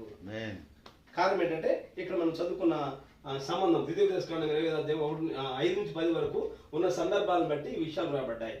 టోటల్ గా సారాంశం ఏంటంటే, మత్తయి సువార్త 1వ అధ్యాయం అంతా యేసుక్రీస్తు వంశావళి దావీదు నుండి సొలొమోను నుండి చెప్పుకుంటూ వచ్చాడు. యెకొన్యా అనే వాడిని ఇర్మియా ప్రవచించాడు కాబట్టి ఆ గర్భంలో నుండి యేసుక్రీస్తు రాడు. దావీదు సింహాసనం ఆ గర్భంలో ఉంటానికి వీల్లేదు కాబట్టి యోసేపు దగ్గర దాన్ని ఫుల్ స్టాప్ చేశాడు. దేవుడు మరొక మార్గాన్ని ఎన్నుకున్నాడు. నాతానుని, అదే దావీదు కుమారుడు నాతాను వంశంలో నుండి, ఆ వంశాలలో నుండి ఎవరు వచ్చారంటే కరెక్ట్ గా మరియ వస్తున్నది. హల్లెలూయా. పవిత్ర ఉంది. పవిత్ర వాళ్ళ నాన్న వేరు, వాళ్ళ నాన్న వేరు, వాళ్ళ నాన్న వేరు, అట్లా ఆమె వంశావళి వేరు. నాని వంశావళి వేరు, నాని వాళ్ళ నాన్న వేరు, వాళ్ళ నాన్న వంశావళి. ఈ వంశావళి ఆ వంశావళి ఒక సంఘం కలుస్తా ఉంటారు. అలాగే నాతాను వంశావళిలో నుండి మరియ వచ్చింది. ఆ మరియ గర్భంలో ప్రభు యేసుక్రీస్తు వచ్చాడు. హల్లెలూయా. ఇక్కడ ఇది యేసుక్రీస్తు వంశావళి అని రాబడింది. ఒక విషయం చెప్పేసి నేను ముగిస్తాను. యేసుక్రీస్తు వంశావళి. వంశావళి అనే మాట,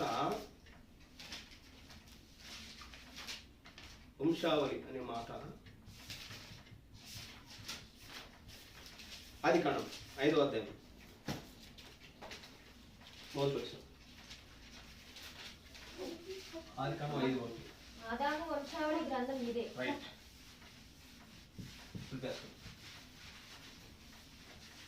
ఇది ఒకటి చెప్పేసి ముగిస్తాను. నేను కూడా చెప్పాలి. వంశావళి ఆదాము వంశావళి గ్రంథం ఇదే. ఈ వంశావళి అనే మాట హీబ్రూలో టోలెడాట్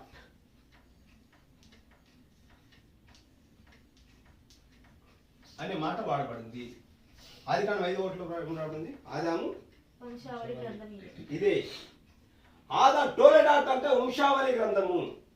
బైబిల్లో పాత నిబంధనలో 10 వంశాలు ఉన్నాయి. 10 వంశావళులు ఉన్నాయి. అవన్నీ నేను త్వరగా చెప్పేసి ముగిస్తాను. నేను నెంబర్ 1 ఆదికాండం 5వ అధ్యాయము 1 నుంచి 32 వరకు. ఆదికాండం 5 1 నుంచి 32 1 నుంచి 32 వరకు. ఇది ఆదాము నుండి నోవాహు వరకు వంశావళి. ఆమేన్. ఆదాము నుండి నోవాహు వంశావళి చదవండి తర్వాత ఇంటికి వెళ్ళిన తర్వాత. హల్లెలూయా. నెక్స్ట్ రెండోది ఆదికాండం 11వ అధ్యాయం 10వ వచనం చదవండి. 11:10 10 నుండి 26. షేము వంశావళి వంశావళి ఇది. 10 నుండి 26. ఇది ఎవరు వంశావళి? షేము. షేము వంశావళి. నెక్స్ట్ మూడోది ఆదికాండం 11వ అధ్యాయం 27 నుంచి 32 వరకు. తెరాహు తేరాహు వంశావళి. వంశావళి. 11 27 నుంచి 32. తెరాహు వంశావళి. తెరాహు. ఇట్లా వంశావళిని 10 వంశాల గురించి రాసుకుంటూ వచ్చాడు. ఈ పాత్రలో వంశావళులు క్లియర్ గా డీటెయిల్డ్ గా రాసుకుంటూ వచ్చారు. అయితే మీరు ఆ వంశావళి అందరూ గమనిస్తే అందరు పురుషుల పేర్లే ఉంటాయి.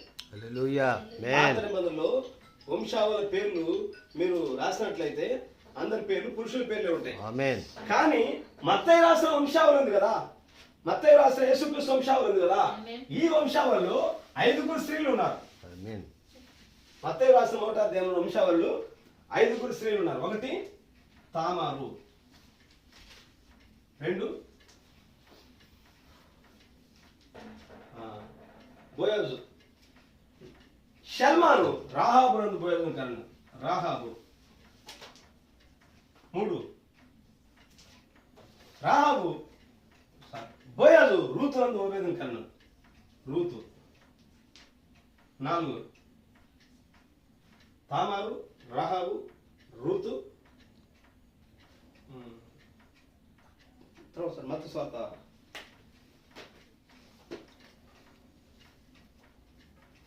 తామారు, బోయజు, రూతు. 4 5 ఉంటారు.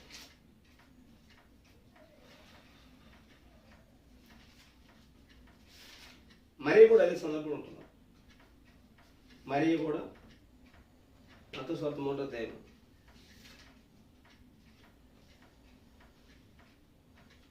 చివరి వచ్చిన 1 చివరి వచ్చిన దావీదు కుమారుడు. బత్సెబ. సరే, థ్యాంక్ యూ. బత్సెబ 5 మరియ. ఆమేన్. మత్తయి రాసిన ఈ యొక్క వంశావళి గ్రంథంలో 5 స్త్రీల పేరు రాశారు. హల్లెలూయా. పాత్రంలో 10 వంశావళి గ్రంథాలు ఉన్నాయి. ఆ వంశావళి గ్రంథాలు అందరూ పురుషుల పేర్లు రాస్తారు. కానీ మత్తయి యేసుక్రీస్తు వంశావళి గురించి రాసేటప్పుడు ఈ స్త్రీలను ఎత్తిపెట్టి రాశాడు ఆయన. ఆమేన్. ఆఫ్ కోర్స్ ప్రకృతి సంబంధంగా వీళ్ళ జీవితాలు అస్తవ్యస్తంగా ఉండవచ్చు, కానీ దేవుడు ఆ మార్గంలోనే వచ్చాడు ఆయన. తామారు యూదా కోడలు తామారు. ఆమె వేసి అనుకొని వాస్తవానికి తన అన్న చనిపోతే తమ్ముడికి ఇవ్వాలి కదా, వాడు చిన్నవాడని ఇంకా పెళ్లి చేయలేదు ఆ యొక్క యూదా. ఆ చిన్నవాడు పెద్దవాడైనా కానీ ఈ తామారు ఇచ్చి పెళ్లి చేయలేదు. అందుకని ఆమె ఏం చేశాడు, యుక్తిగా వచ్చి ఒక వేశ్యగా ఒక స్థలంలో ఉంటుంది, ఆ డ్రెస్ ముసుకేసుకొని అక్కడ తామారు వచ్చేసి ఆమెతో సందర్భం చేస్తాడు. అప్పుడు ఆ కుమారుడు పుడతాడు. తామారు నందు పలానా కుమారుడు పుట్టాను రాశాడు. అదే అంశంలోని తర్వాత రాహాబు ఆమె కంప్లీట్ గా ఆమెకు మార్గాన్ని ఎన్నుకున్నది. అయితే ఈ రాహాబును షల్మాను చేసుకున్నాడు. షల్మాను సైన్యాధికారి.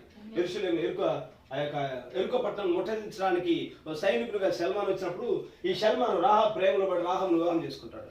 రాహాబు ఇశ్రాయేలు వంశంలో చేర్చబడింది. ఆమె ఎప్పుడైతే ఆమె ఇశ్రాయేలు వంశంలో చేర్చబడిందో, ఎప్పుడైతే ఆ వేరుల వారు వచ్చేసి ఆమె తమరదారం కట్టుకోమన్నారో అప్పుడు ఆమె బిజినెస్ క్లోజ్ అని బోర్డు పెట్టేసింది. ఆమె ఇశ్రాయేలు వంశంలో చేర్చబడింది. తర్వాత రూతు ఈమె ఒక అన్యురాలు, కానీ బోయజ్ దగ్గరికి వచ్చేసరికి ఇశ్రాయేలుకి మన ప్రభువు యేసుక్రీస్తుకు మా అమ్మగా అయింది ఆమె. ఆమేన్. హల్లెలూయా. తర్వాత బత్షెబ ఆ దావీదు ఈమె మరొక భార్య. అయితే దావీదు విషయంలో సొలొమోను పెట్టాడు. బత్షెబాకు దావీదు పుట్టిన వ్యక్తి సొలొమోను. ఆమేన్. ఇక్కడ ఒక విషయం చెప్పాలి. ఏదైనా ప్రవక్త నాడు ఒక స్టోరీ బుక్ మీరు చదివితే, మరి చదవాలంటే మధ్య పేజీ నుండి స్టోరీ చదివితే అర్థం కాదు, ప్రారంభ పేజీ నుండి చదవాలి. మధ్య పేజీ నుండి చదివితే రాజు రవిలు అక్కడ కలుసుకున్నారు అని ఉంటుంది. అసలు రాజు ఎవడు, ఈ రవి రాణి ఎవరు, వీళ్ళు అక్కడ కలుసుకోవడం ఎక్కడ కలుసుకోవడం తెలియాలంటే మొదటి పేజీ నుండి చదవాలి. హల్లెలూయా. అలాగనే ఈ బత్షెబా దావీదు గర్భ సందర్భంలో చదివి దావీదు అలా బత్షెబా ఎలా అని మనం నేరం అవుతా ఉంటాం. ఈ చరిత్రకు ముందుగా దేవుని ప్రణాళిక అని ఒకటి ఉన్నది. ఆమేన్. దేవుని ప్రణాళిక ప్రారంభ పేజీలోకి వెళ్తే, దేవుడు ఆ ప్రణాళికలో ప్రారంభ పేజీలోనే తన బైనాకులర్స్ పెట్టి ఇశ్రాయేలును సౌలు 40 సంవత్సరాలు పరిపాలన చేయాలి, సౌలు తర్వాత దావీదు 40 సంవత్సరాలు పరిపాలన చేయాలి, దావీదు తర్వాత సొలొమోను 40 సంవత్సరాలు పరిపాలన చేయాలి. దేవుడు వారి పుట్టక మునిపే వాళ్ళ ప్రారంభ పేజీలో రాశాడు. స్క్రిప్ట్ అది, దాన్ని ఎవరు తప్పించుకోలేరు. హల్లెలూయా. ఆ దావీదు బత్షెబా గర్భంలో నుండి సొలొమోను రావాలి, దేవుని ముందు ప్రణాళిక. ఆమేన్. ఆ సొలొమోనులో నుండి రెహబాము రావాలి, రెహబాము నుండి అబీయా రావాలి, అబీయా నుండి ఆసా రావాలి, ఆసా నుండి యెహోషాపాతు రావాలి, యెహోషాపాతు నుండి యెహోరాము రావాలి, యెహోరాము నుండి ఉజ్జియా రావాలి. ఇలా వంశంలో నుండి ఇలా యోసేపు వరకు రావాలని దేవుని ముందు ప్రణాళిక. హల్లెలూయా. కాబట్టి ఈ యొక్క వంశావళి, ఇది మత్తయి సువార్త 1వ అధ్యాయం అంతా ఏంటంటే యేసుక్రీస్తు వంశావళి. ఆమేన్. మత్తయి సువార్త 1వ అధ్యాయము, లూకా సువార్త 3వ అధ్యాయము రెండు కలిపి చదువుకోవాలి. కలిపి చదువుకుంటేనే ఒకటేమో సొలొమోను వంశంలో నుండి వచ్చింది, ఒకటేమో నాతాను వంశంలో నుండి వచ్చింది. రెండు ఒకే సందర్భము, రెండు ఒకే జంక్షన్ దగ్గర చేరాయి. ఆ ఒకే జంక్షన్ దగ్గర చేరడమే యేసుక్రీస్తు రావటము. యేసుక్రీస్తు ఇక్కడ పుట్టాడు, మరీ గర్భంలో పుట్టాడు. ఆయన ఇక్కడ యోసేపు పుట్టాడు, యోసేపు ఇచ్చాడు కానీ యోసేపు గర్భం పుట్ల, యోసేపు కేసుకున్న పుట్ల. ఈ జంక్షన్ ఇక్కడ ఆఫ్ చేశాడు. ఎందుకంటే ఆ యుకన్యాన్ని బట్టి శపించాడు. ఇర్మియా ప్రవచనాన్ని బట్టి ఇక్కడ ఆగిపోయాడు యేసుప్రభు. ఈ గర్భంలో యోసేపు గర్భంలో రాలే పుట్ల. అందుకని దేవుడు మరో గర్భం నుండి నాతాను గర్భంలో నుండి, నాతాను వంశంలో నుండి మరియా హేలి తండ్రి, హేలికి పుట్టాడు. హేలి తండ్రి, హేలి కుమార్తె మరియా, ఆ మరి గర్భంలో ఆడుకొని యేసుక్రీస్తు భూమి మీదకి వచ్చాడు. ఇది మత్తయి సువార్త యొక్క వంశావళి. హల్లెలూయా. ప్రభు మాటలు దీవించుగాక. ఆమేన్. ప్రార్థన చేసుకుందాం.